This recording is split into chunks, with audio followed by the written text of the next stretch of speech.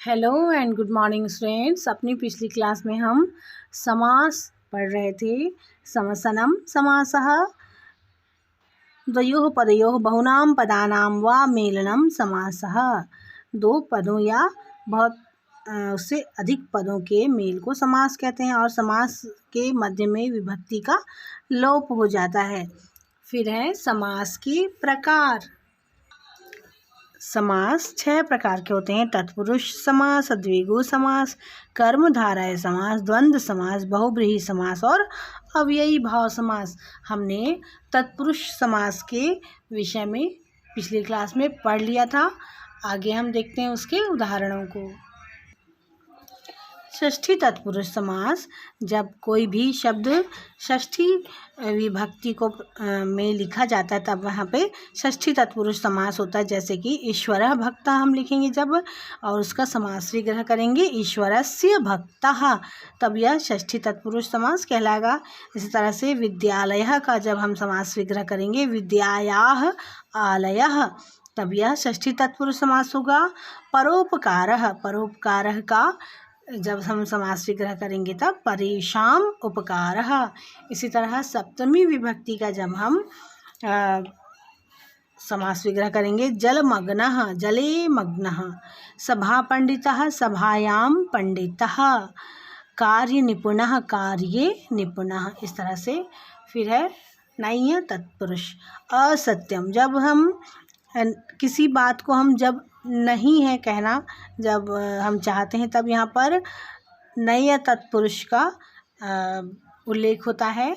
जैसे कि असत्यम कहना है तो अब इसको न सत्यम भी कह सकते हैं। जब कोई बात सही नहीं है, सत्य नहीं है, तो उसको असत्य भी कह सकते हैं और न सत्यम, सत्य नहीं है, यह भी कह सकते हैं। इसी तरह से अद्वितीय, जिसके समान दूसरा कोई ना हो तो उसके न द्वितीय भी कह सकते हैं। फिर है अनुपस्थितः, न उपस्थित, मतलब वह उपस्थित नहीं है। इसी तरह से अनादरः, न आदरः।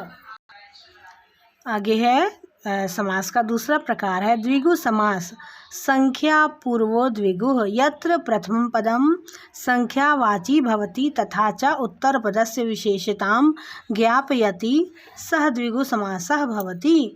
द्विगु समासे समूहवाचकः अर्थः भवति। द्विगु समास जो होता है वह संख्यावाचक समास होता है। प्रथम पद इसका संख्यावाचक होता है और उत्तर पद जो है इसकी विशेषता बताने वाला होता है। जैसे कि पंचपात्रम, पंचानां पात्राणां समाहारः। पंचवटी, पंचानां वटानां समाहारः। त्रिभुवनम, त्रयाणां भुवनानां समाहारः। इसी तरह से और भी हम सप्तऋषि, सप्तानां ऋषीणां समाहारः, और भी हम जो संख्यावाचक सामासिक पद हैं उनके उदाहरण देख सकते हैं या लिख सकते हैं। तीसरा है कर्मधारय समास। स चासौ कर्मधारयः, यत्र प्रथमं पदं विशेषणम् उपमानं वा तथा द्वितीयं पदं विशेष्यम् उपमेयं वा भवति तत्र कर्मधारय समासः भवति। यथा, जहाँ पर प्रथम पद विशेषण तथा द्वितीय पद विशेष्य होता है वहाँ पर कर्मधारय समास होता है। जैसे नीलोत्पलम, नीलम उत्पलम। घन श्यामः, घन इव श्यामः, जो काले बादल हैं, है ना, उनको घनश्याम भी कहते हैं। महापुरुषः, महान चासौ पुरुषः। कृष्ण सर्पः, कृष्ण च असौ सर्पः। का सर्प की विशेषता बता रहा है कि वह काले रंग का सर्प है। ठीक है। इसके पश्चात समास का चौथा प्रकार है द्वंद्व समास। प्रायेणो भय पदार्थ प्रधानो द्वंद्वः, अर्थात यत्र समेषा पदानां प्राधान्य भवति तत्र द्वंद्व समासः।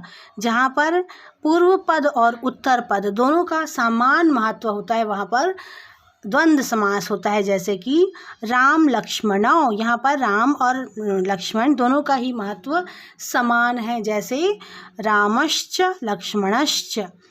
हरिहरौ, हरिश्च हरौश्च, तो हरि और हर अर्थात राम और कृष्ण दोनों जो पूजनीय होते हैं, इसलिए दोनों का महत्व समान है। पितरौ माता च पिता च, हेमंत शिशिर वसंताः, यहाँ पर तीनों ऋतुओं का महत्व समान है, इसलिए हेमंतश्च शिशिरश्च वसंतश्च। तो स्टूडेंट्स, आज के लिए इतना ही। अपनी अगली क्लास में हम समास के अगले प्रकारों को पढ़ेंगे।